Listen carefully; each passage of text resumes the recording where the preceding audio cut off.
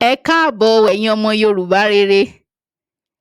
Ẹ káàbọ̀ sí ètò wa tèní.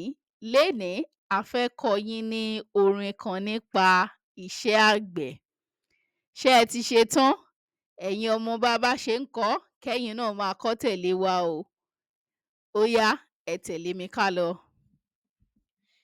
Iṣẹ́ àgbẹ̀ niṣẹ́ ilẹ̀ wa, ẹni kò ṣiṣẹ́ á máa jalè. Ìwé kíkọ́ láìsí ọkọ́ àti àdá kò ì pé o, kò ì pé o. Iṣẹ́ àgbẹ̀ niṣẹ́ ilẹ̀ wa, ẹni kò ṣiṣẹ́ á máa jalè. Ìwé kíkọ́ láìsí ọkọ́ àti àdá kò ì pé o, kò ì pé o. Ẹ̀yin ọmọ, mo lérò pé bá a ṣe ń kọ́ lẹ́yìn náà ń kọ́ tẹ̀lé wa. Ó yá, ẹ jẹ́ ká tún kọ́ lẹ́ẹ̀kan sí i. Iṣẹ́ àgbẹ̀ niṣẹ́ ilẹ̀ wa, ẹni kò ṣiṣẹ́ á máa jalè.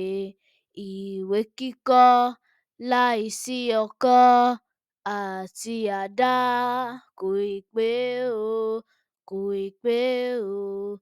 Iṣẹ́ àgbẹ̀ niṣẹ́ ilẹ̀ wa, ẹni kò ṣiṣẹ́ á máa jalè.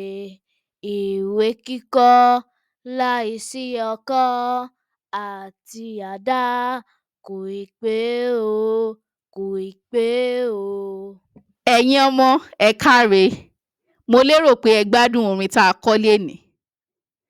Ìtumọ̀ orin tá a kọ́ lénìí ni pé ká lọ iléèwé lásán kò tíì tó, a tún gbúdọ̀ mú iṣẹ́ mọ́. This means that going to school alone is not enough. You need a skill as well.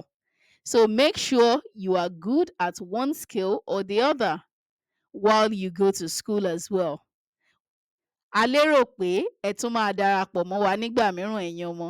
Ẹ ṣé gan ni o. Ó dàbọ̀.